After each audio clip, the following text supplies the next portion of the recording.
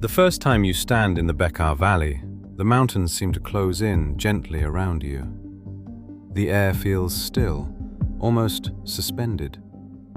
And then, rising from the plain, you see the columns. They are Roman in style, tall, elegant, familiar. But beneath them, almost hidden in plain sight, lie stones that do not feel Roman at all. Massive, silent, impossibly large.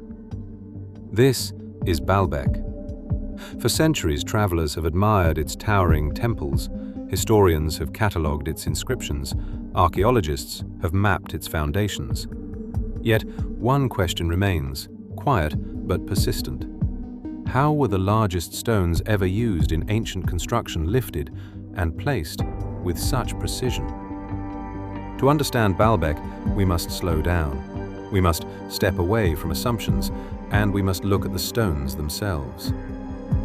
Baalbek stands in modern-day Lebanon, in the fertile Beccar Valley between the Lebanon and anti-Lebanon mountain ranges. In antiquity, the Romans called it Heliopolis, the city of the sun. According to historical records, the Romans built a vast temple complex here beginning in the 1st century BCE. It was dedicated to Jupiter, Venus, and Bacchus. The scale of the construction reflected imperial ambition. The Temple of Jupiter once stood as one of the largest religious structures in the Roman world. Even in ruin, 6 of its columns still rise nearly 22 meters into the sky. The Temple of Bacchus remains astonishingly intact. Its carved reliefs are detailed, its proportions are balanced, its architecture fits comfortably within what we know of Roman engineering. But beneath these temples lies something else. A platform, a foundation, a wall built from stones so large that they strain modern comprehension.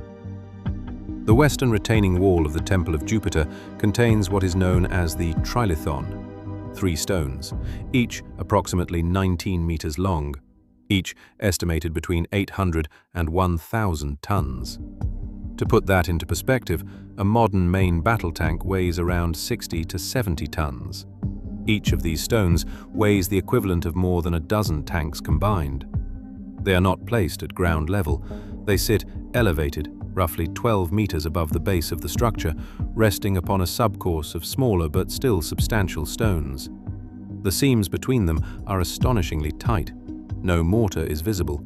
The joints are nearly hairline. When you stand beside them, scale becomes difficult to process. The stones feel less like building blocks and more like pieces of landscape that have been rearranged. A short distance from the temple complex lies the ancient quarry.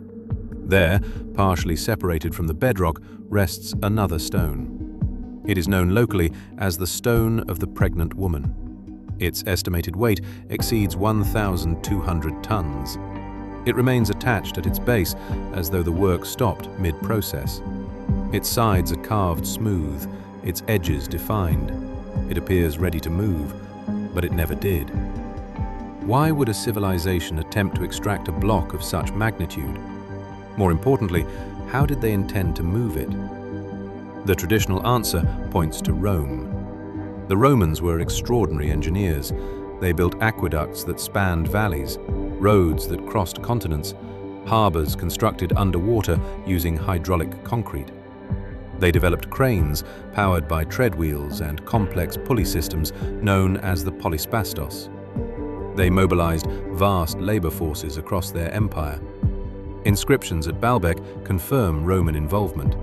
Coins and architectural styles align with 1st century construction.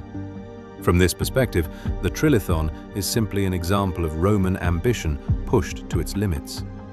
The theory suggests the stones were quarried, transported along prepared tracks, and raised using ramps, capstans, and pulley systems.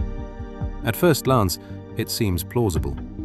But when engineers analyze the numbers, questions emerge. A wooden Roman crane, even at its most advanced, relied on timber frames and hemp ropes. Hemp rope has measurable tensile strength. Timber has limits in compression and shear. To lift 1,000 tons vertically, the system would require an enormous number of pulleys and support beams.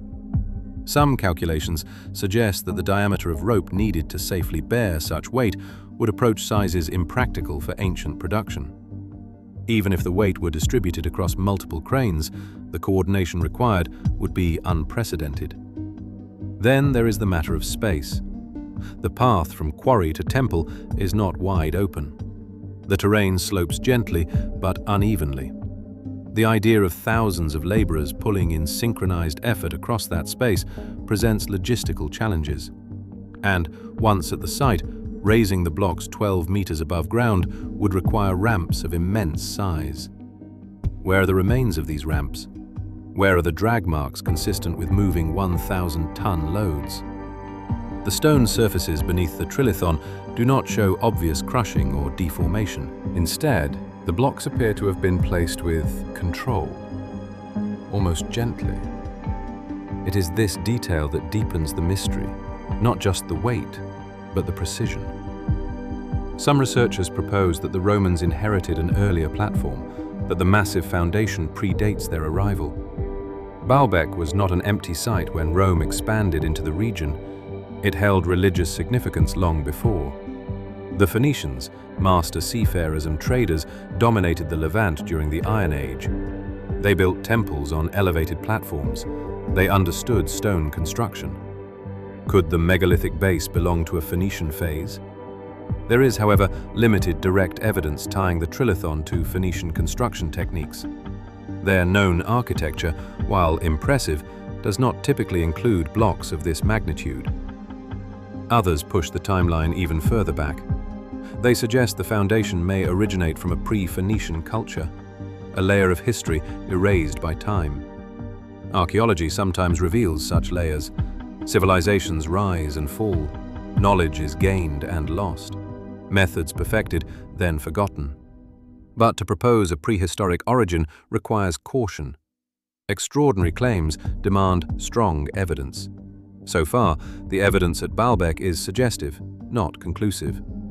There is a concept sometimes called technological amnesia. It refers to the idea that certain skills can vanish when the social structures that support them collapse.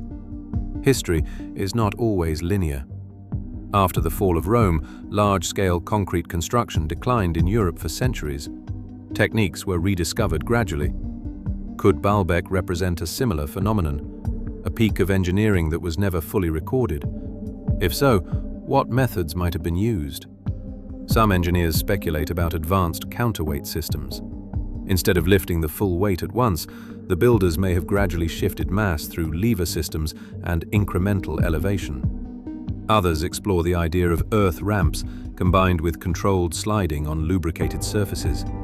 Water, clay, or even wet sand could reduce friction significantly. In theory, a stone could be moved with far less force than its weight suggests, provided the ground preparation was meticulous. These explanations rely on physics we understand. They do not require lost science, only patience, organization, time. Then there are more speculative theories, ideas involving sound resonance, the suggestion that vibration at specific frequencies could reduce friction or temporarily alter the stone's interaction with the ground. There is currently no verified experimental evidence demonstrating that sound alone can levitate multi-ton blocks in open air. Such theories remain in the realm of hypothesis. Their popularity, however, reveals something important. When evidence leaves gaps, imagination fills them. Perhaps the most extreme interpretations look beyond Earth entirely. The so-called ancient astronaut hypothesis proposes that non-human intelligence assisted in the construction, that the scale and precision exceed human capability. Yet no physical artifacts at Baalbek confirm extraterrestrial involvement. No anomalous materials, no technology beyond the stone itself. The site remains thoroughly terrestrial. The appeal of these theories speaks less about aliens and more about our discomfort with uncertainty. It is easier for some to invoke advanced beings than to admit we do not fully understand our own past. There is another possibility, one less dramatic, that we underestimate ancient labor organization. that a combination of ramps, sledges, rollers, and sheer persistence achieved what seems impossible. Modern experiments moving multi-ton stones using simple tools have demonstrated surprising efficiency. Scaling those experiments to 1,000 tons is daunting, but not necessarily impossible. The difference between impossible and improbable is subtle, and history often resides in that narrow space. If the Romans built the Trilithon, they did so at the extreme edge of their capability. If they inherited it, then someone before them possessed similar or greater ambition. Either scenario reshapes our understanding of the ancient world. The site becomes not just a temple complex, but a conversation across centuries. Roman columns rising from older stones, civilizations layered upon one another.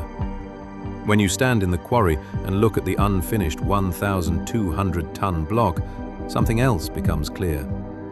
Confidence. The builders believed they could move it. They would not have carved it so completely if transport were unimaginable. The stone is not rough. It is prepared, as if awaiting a final instruction. And yet, it never moved. Was the project interrupted? Did political change alter priorities? Did structural concerns arise? We do not know. The quarry stone remains a frozen moment, a question in limestone. Archaeological excavations continue at Baalbek. Each season reveals fragments of pottery, inscriptions, and construction details. But the deepest layers remain largely unexplored. The Roman paving stones conceal what may lie beneath. Perhaps the answer rests there. Perhaps not. What makes Baalbek enduring is not simply its scale. It is the contrast. Graceful Corinthian columns above, colossal, anonymous stones below. Two architectural languages in one place, one familiar, one silent. History often gives us narratives with beginnings and endings. Baalbek resists that structure. It offers evidence without explanation. It invites calculation, then challenges it. It stands as a reminder that human capability is often greater than we assume, and that records are never complete. As the sun sets in the Beqaa Valley, the stones change color. Gold becomes amber, amber fades to gray. Shadows fill the seams between the Trilithon blocks. In that fading light, the precision feels almost deliberate in its secrecy, a message carved in mass rather than words, not telling us who built it, not telling us how, only reminding us that they did. The mystery of Baalbek is not an accusation against history. It is an invitation to investigate carefully, to question respectfully, to accept that uncertainty is part of scholarship.